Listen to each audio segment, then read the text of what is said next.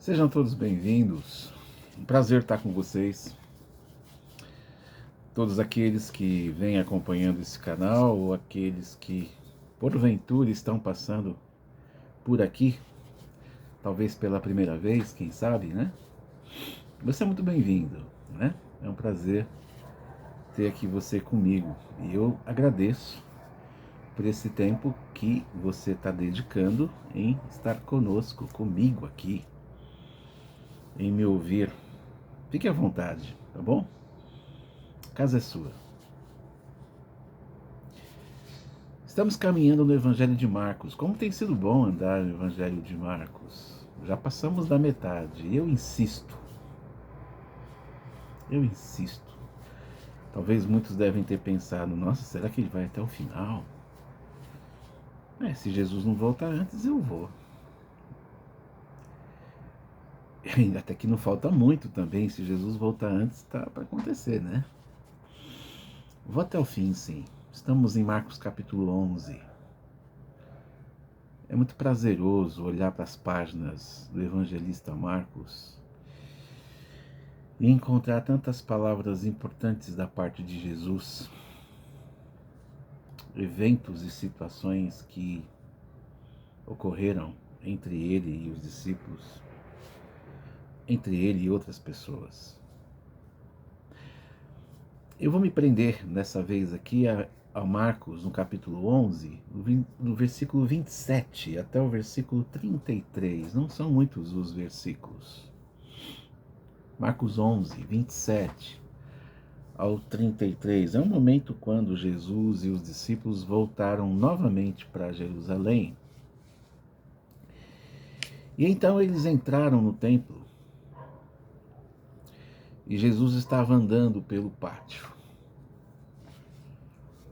Jesus já tinha vindo a Jerusalém na primeira vez, quando ele fez aquela cena no pátio, né? Lembra?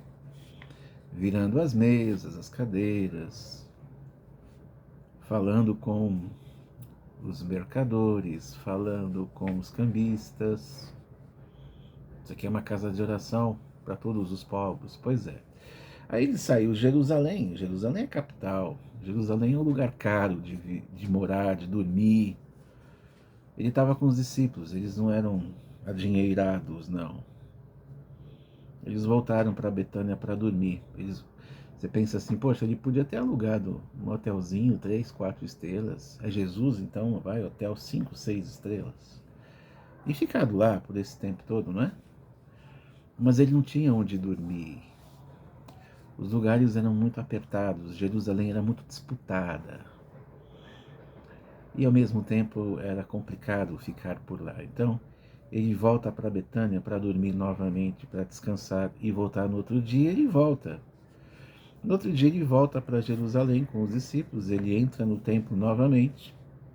Ele dá o seu passeio no pátio, ele fica olhando todas as coisas. Eu fico imaginando Jesus, né, olhando tudo, vendo a reação das pessoas, vendo homens e mulheres indo para lá, para cá, orando, entregando suas ofertas. Jesus era muito observador. E aí o que acontece é que nesse interim, nesse momento, nesse tempo, os chefes dos sacerdotes se aproximaram dele, os mestres da lei chegaram mais perto dele e os líderes também dos judeus chegaram todos perto dele. E eu fico imaginando, né, aquele grupo, aquela CPI toda, olhando para ele e querendo falar, querendo perguntar. E perguntaram. E a pergunta foi assim: com que autoridade você fez essas coisas, ou você faz essas coisas? Quem lhe deu autoridade para você fazer isso? É uma pergunta atrasada, né? Porque eles estão perguntando sobre o que aconteceu no dia anterior, na ocorrência do pátio, quando Jesus vai lá e começa a falar alto. Quem te deu a autoridade de você entrar no templo, chegar assim no pátio, fala alto com os cambistas, fala alto com os comerciantes, dizendo a casa do meu pai, casa de oração. Você tá ousado, hein?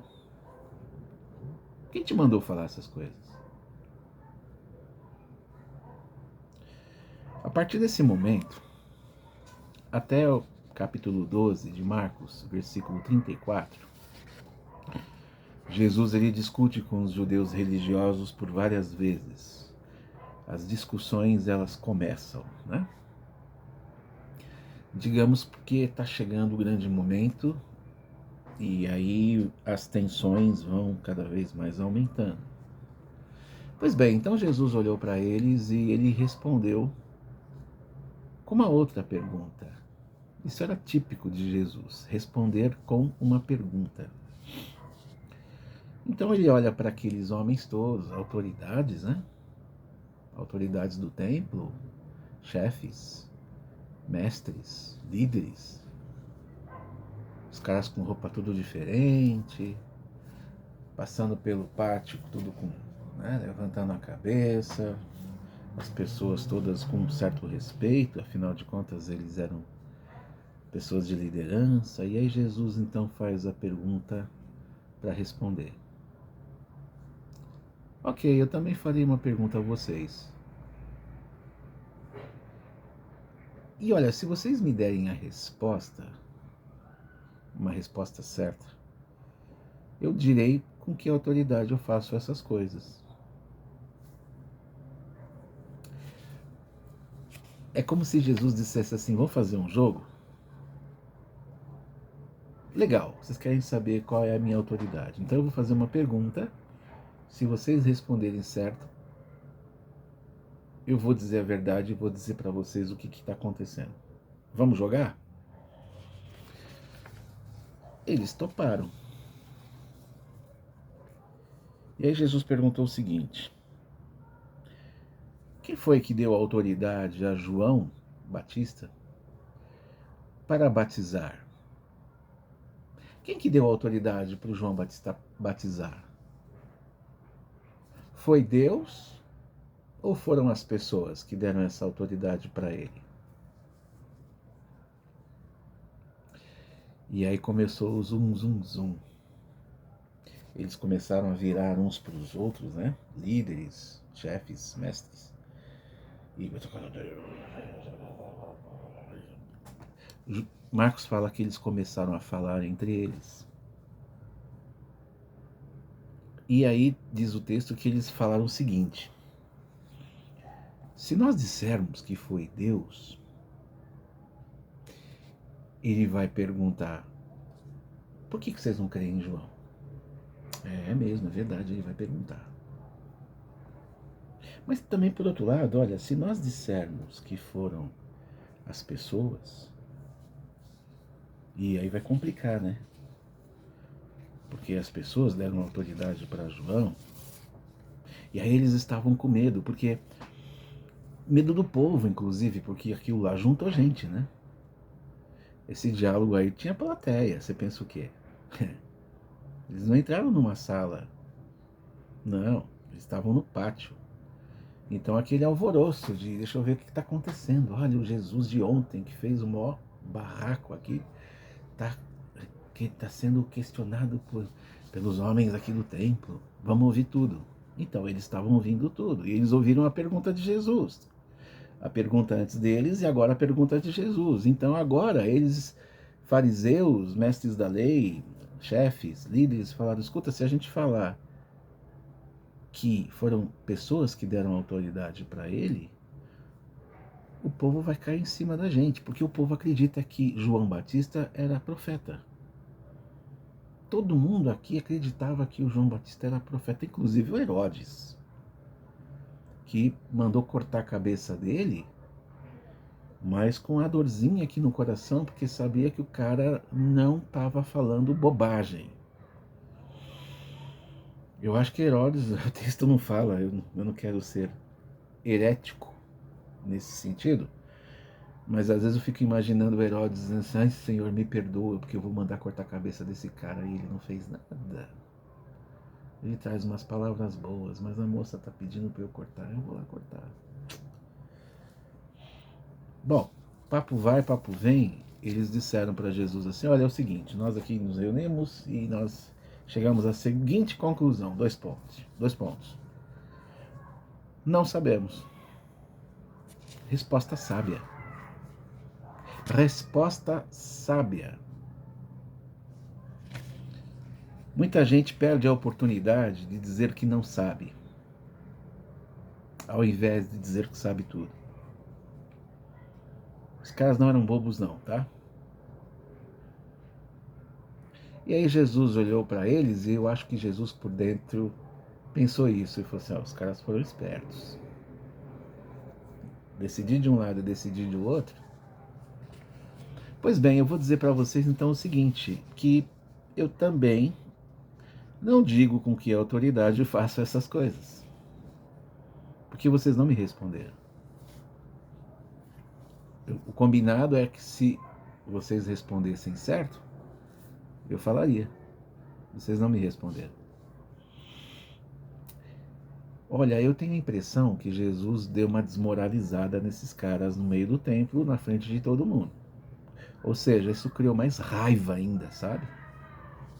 Porque afinal de contas, Jesus deu uma moral lá. Falou assim, vocês não sabem? Então eu também não digo. O que nós combinamos nesse jogo aqui, vocês não cumpriram. Então eu não tenho obrigação de responder com que autoridade eu faço essas coisas. Quem estava em volta e conhece Jesus, e conhecia Jesus na época, sabia qual era a resposta certa.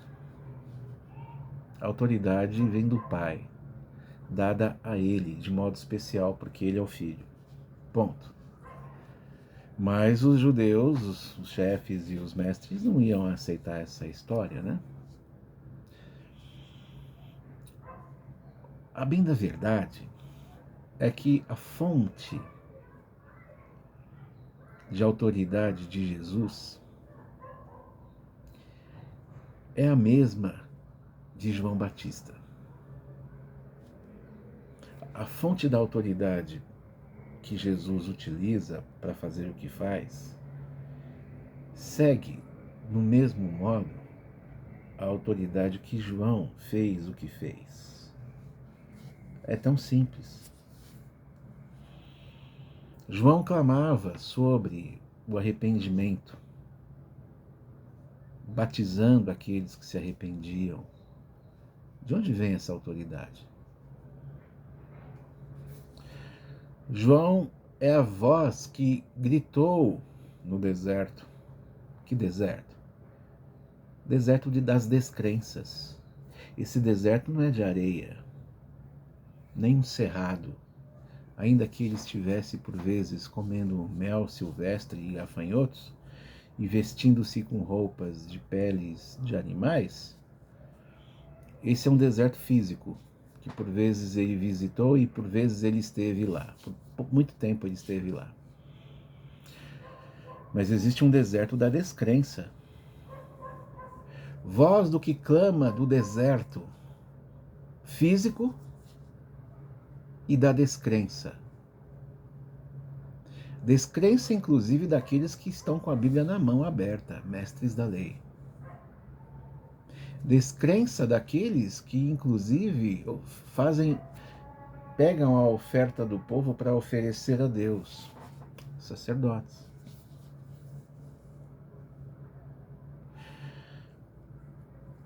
João é a voz que gritou no deserto que o Senhor estava chegando.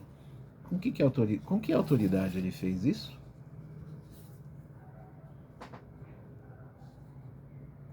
Parando para pensar, e aqui eu quero pensar com você de uma forma agora um pouco mais próxima entre eu e você e nós, no mundo de hoje, a autoridade de Jesus, ela não é nociva, ela não é uma autoridade violenta, não é uma autoridade cheia de orgulho, uma autoridade abusada. Eu sou filho de Deus, agora vocês vão ver. E olha que tinha direito para isso, né? Mas é uma autoridade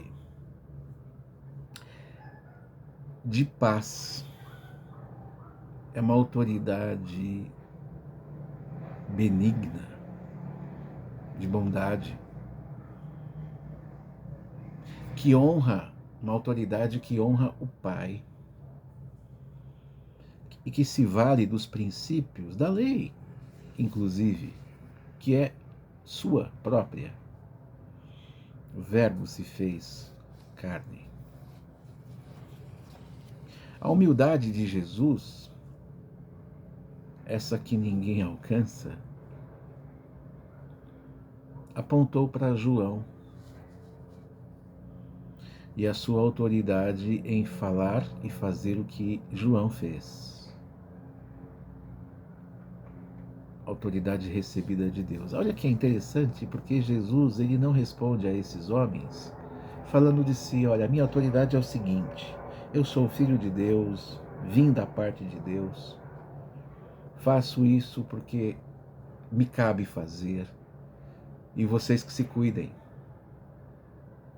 Não, ele pega o João Batista e coloca na frente dele. Jesus recua, chama João, coloca João na frente e pergunta: com que autoridade esse aqui faz o que faz? Se vocês souberem, viu, gente? Vocês estão indo. O João está aqui na minha frente, eu estou aqui atrás de João. Se vocês souberem com qual autoridade ele faz o que faz, eu respondo qual é a autoridade que eu aqui faço o que eu faço. Que humildade, né? Qualquer um de nós ia falar assim: olha, abre o meu currículo aí, vê aí quais são as minhas prerrogativas, os meus méritos. Eu sou um homem de Deus, rapaz, me respeita. A gente ia fazer isso. Chefes dos sacerdotes, mestres da lei e líderes dos judeus, eles não creram em João. Quem disse que eles creram em João? João estava no deserto físico e das descrenças. O seu pai de João Batista, Zacarias, era para estar no templo. Ele vem da tribo de Levi. Esses caras não foram chamados para ir para o templo. Por quê? Eles apenas acreditavam, não acreditavam em João, mas eles acreditavam, esses homens, a autoridade do templo, eles acreditavam em si mesmos. Eles acreditavam nas suas próprias autoridades, nas autoridades que eles tinham. Se fôssemos perguntar sobre a autoridade de Jesus, se eu fosse perguntar para você, ou para mim mesmo, qual é a autoridade de Jesus? Afinal de contas, com que autoridade então que Jesus faz? Ele não respondeu. Ok, tudo bem, não precisa. Se você está andando no Evangelho, se você conhece o Reino de Deus, se você tem lido as páginas dos Evangelhos, se você tem conhecido mais a Bíblia, você não precisa de uma resposta minha. Mas sejamos honestos, se nós tivéssemos que perguntar: Senhor, realmente, qual é a autoridade que o Senhor tem para tudo isso?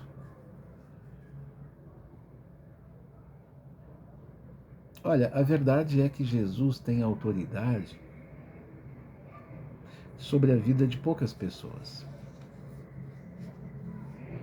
A autoridade dele vem do Pai, ponto. E essa autoridade reflete em todo mundo? Não.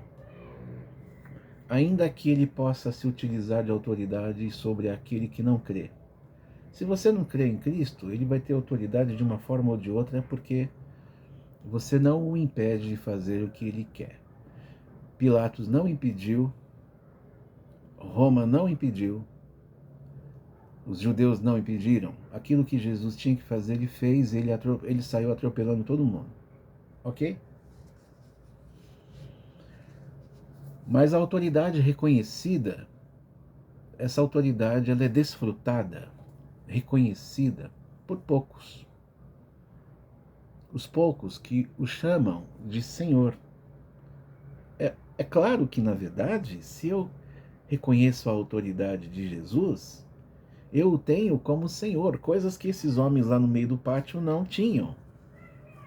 E muitos outros, inclusive até hoje, continuam a não ter.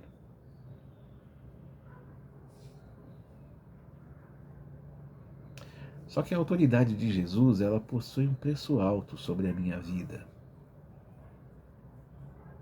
Não é um negócio tão simples. Porque a minha vida, eu duelo com as minhas convicções, eu duelo com aquilo que eu acredito. A autoridade de Jesus versus as minhas pseudas convicções. Não, eu creio nisso. Não, mas tem a autoridade do Senhor. Não, mas eu tenho certeza disso aqui. Não, mas olha, o Evangelho, a palavra de Deus fala isso. Não, mas eu entendo assim, ponto. Para mim é assim. Há um duelo interessante aí.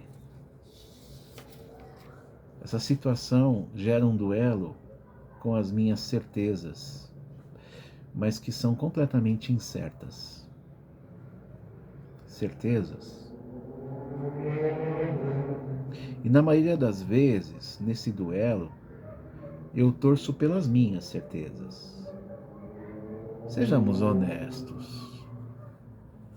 Na hora que você quer uma coisa, tem coisas que você vislumbra. Você nem vai perguntar para Deus se pode, se é isso mesmo, se o Senhor quer, Senhor, é isso mesmo? O Senhor acha que eu estou certo? Será que eu tô indo de acordo com aquilo que o Senhor definiu, determinou na sua palavra? Eu tô trazendo alegria, eu tô dando prazer para o Senhor nas minhas certezas? A gente não faz isso. A gente torce pelas nossas certezas. Acontece que nesse duelo, geralmente, para ser bem, né, a gente perde. Geralmente não, sempre. Se a gente faz esse duelo, exceto se Deus falar assim, olha, eu vou deixar com que isso aconteça.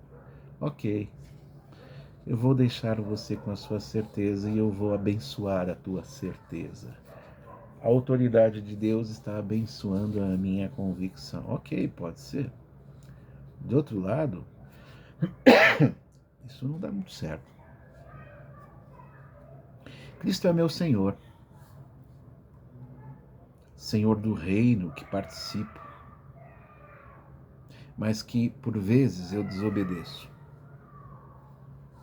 O nome disso é pecado, tá?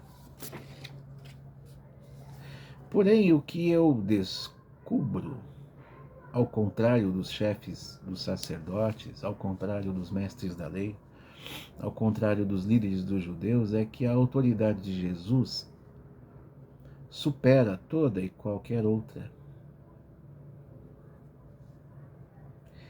E o melhor, ela prevalece.